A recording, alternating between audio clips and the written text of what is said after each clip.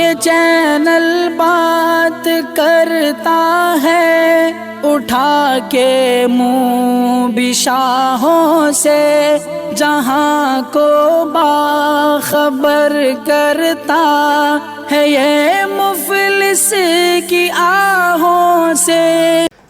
ناظرین گرامی السلام علیکم ورحمۃ اللہ وبرکاتہ۔ سیدھی بات کے آج کی بات خاص بات میں آپ لوگوں کا استقبال ہے۔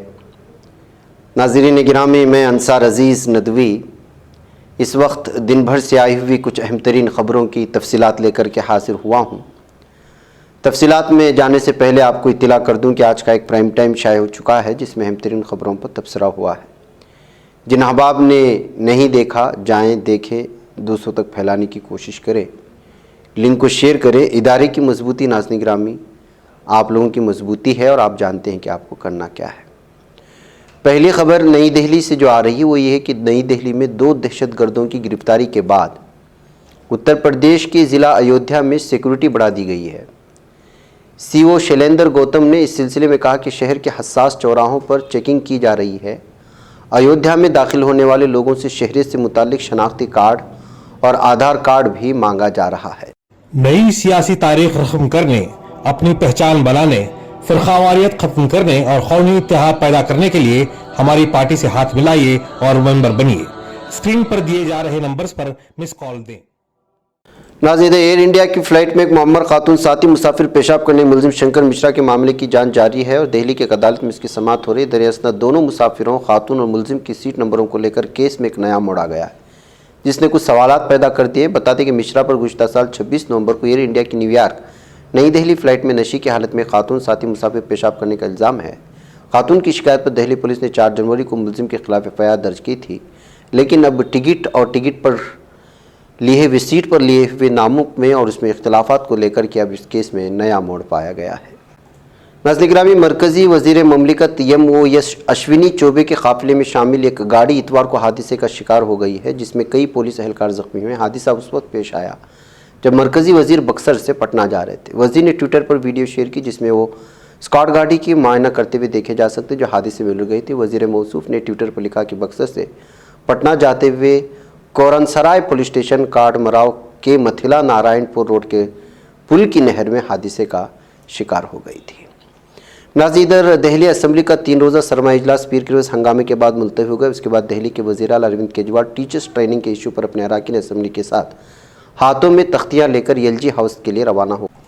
وزیر اعلیٰ کیجریوال عام آدمی پارٹی اراکین اسمبلی نے ایل جی ہاؤس تک مارچ کیا۔ کیجریوال سمیت سبھی اراکین اسمبلی ہاتھوں میں تختیاں لیے نظر آئے جن پر لکھا تھا مسٹر ایل جی ٹیچرز کو فن لینڈ جانے کی اجازت دیجیے۔ ناظرین، کانگریس کے قومی صدر ملکارجن کھڑگے نے بی جے پی وزیر اعظم نریندر مودی کو آج ایک بار پھر تنقید کا نشانہ بنایا ہے۔ انہوں نے الزام عائد کیا کہ روزانہ 115 لوگ خودکشی کر رہے ہیں اور اس کے لیے ذمہ دار ڈبل انجن ہے۔ ملکارجن کھڑگے نے ایک ٹویٹ میں کہا کہ جس میں لکھا ہے کہ گجرات میں ہر دن 9 دہاڑی مزدور خودکشی کرتے ہیں، ہندوستان میں ہر دن 115 دہاڑی مزدور خودکشی کرتے ہیں۔ آپ کے ڈبل انجن نے اپنے خطرناک پہیوں کے نیچے غریبوں کی امیدوں کو کچل دیا ہے۔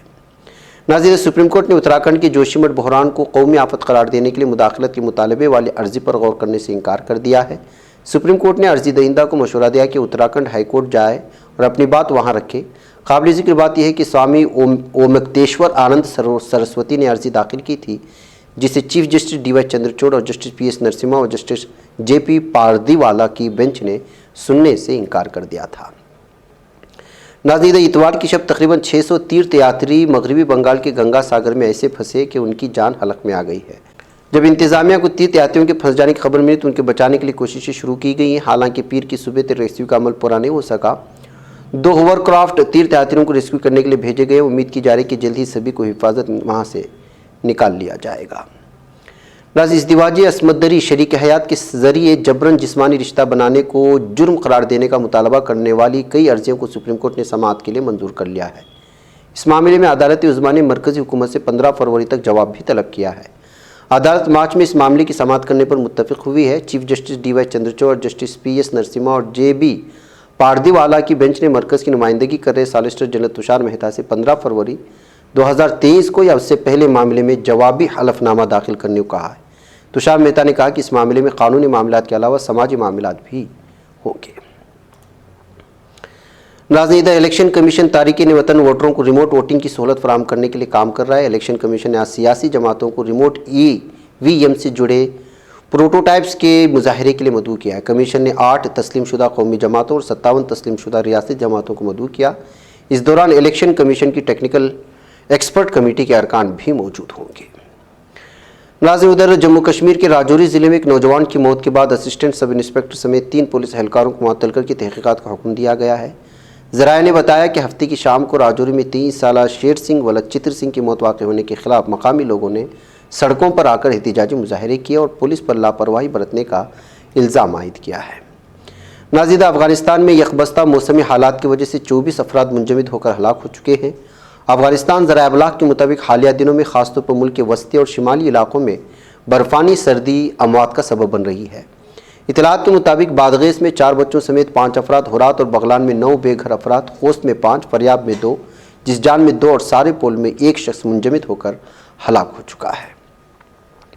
ناظرین، 2023 کے پہلے 15 دنوں میں 1,18,762 سیاح انطالیہ تشریف لائے ہیں۔ انطالیہ ہوائی اڈے کے اعداد و شمار کے مطابق سال کے پہلے 15 دنوں میں 1,18,762 سیاح 1,135 طیاروں کے ذریعے انطالیہ تشریف لائے تھے۔ ادھر ناظرین گرامی، ترکیہ کے وزیر دفاع حلوسی آقار برطانیہ کے وزیر دفاع بین والس کی سرکاری دعوت پر لندن پہنچ گئے ہیں۔ لندن میں ملاقاتوں اور مذاکرات کے دائرہ کار میں حلوسی آقار سب سے پہلے لندن میں ترکیہ کے قونصل خانے پہنچے، ترکیہ کے سفیر امیدی یالچن سے بریفنگ لی۔ اپنی مذاکراتی مصروفیات کے دوران آقار سب سے پہلے اپنے برطانوی ہم منصب والس کے ساتھ ملاقات کریں گے۔ ادھر ناظرین گرامی، وان کے علاقے یرجیش میں دیوتاؤں کو تحائف پیش کرنے کے لیے 3 کمروں پر مشتمل چٹان سے کٹے ہوئے یوٹرائٹین جس کو کہا جاتا ہے اس کا مقبرہ دریافت ہوا ہے۔ وان میوزیم کے director Fatih Arap, Van Yuzuncu Yil university کی فیکلٹی آف لیٹرز کے head of archaeology department professor doctor Rifat Cavusoglu اپنے کام کے دائرہ کار میں جھیل وان کے انخلا کے نتیجے میں ابھر کے سامنے آنے والے 3 کمروں پر مشتمل مقبرے کے مزار ہونے سے متعلق آگاہی فراہم کی ہے۔ ان کے مطابق یوراٹرین یہاں پر عبادت کیا کرتے تھے۔ ناظرین، صدر رجب طیب اردوغان نے سویڈن کو خبردار کیا ہے کہ اگر اس نے دہشت گرد تنظیم PKK کے حامیوں کو مظاہرے کرنے کی اجازت دینا جاری رکھا تو ترکیہ سے تعلقات خراب ہو سکتے ہیں۔ صدر اردوغان نے ضلع معلہ میں نوجوانوں سے خطاب کے دوران اس بات کا اظہار کیا۔ انہوں نے کہا کہ گزشتہ دنوں سویڈن میں دہشت گردوں نے مظاہرے کیے۔ سوال یہ اٹھتا ہے دیکھنا کہ آیا سویڈش حکومت نے ان مظاہروں کی اجازت قصدن دی یا PKK نے مظاہرے خود پر بڑھنے والے دباؤ کے نتیجے میں بطور رد عمل کیے۔ یاد رہے کہ سویڈن اور فن لینڈ نے گزشتہ سال نیٹو اجلاس کے دوران ترکیہ سے درخواست کی تھی کہ ہمیں نیٹو رکنیت کے لیے حمایت دی جائے، جس پر ہم نے ان سے مطالبہ کیا تھا کہ اگر دونوں ملکوں نے پناہ شدہ دہشت گردوں کو ہمارے حوالے نہ کیا تو نیٹو رکنیت میں ترکیہ کی حمایت بھول جائیں۔ ناظرین، شمالی مشرقی چینی صوبے لیا ووننگ کے شہر پانشان میں صنعتی کیمیائی مواد بنانے والے کارخانے میں گزشتہ روز آگ لگ گئی، جس کے نتیجے میں 2 افراد ہلاک ہوئے۔ مقامی پریس کے مطابق آگ لگنے کے بعد فائر بریگیڈ کا عملہ وقت پر پہنچا، مگر 2 افراد ہلاک اور 34 زخمی ہو چکے ہیں۔ ادھر صومالیہ کے علاقے حران میں بم سے بھری گاڑی کے حملے میں 3 افراد جان کی بازی ہار گئے۔ قومی میڈیا کی رپورٹس کے مطابق حران کے علاقے ہلگن میں فوجی اڈے کے قریب بم سے بھری گاڑی سے حملہ کیا گیا تھا۔ حملے میں بلدوائن کے علاقے کے کمانڈر جمال احمد جامع سمیت 3 افراد جاں بحق ہوئے، جبکہ 5 افراد زخمی ہوئے ہیں۔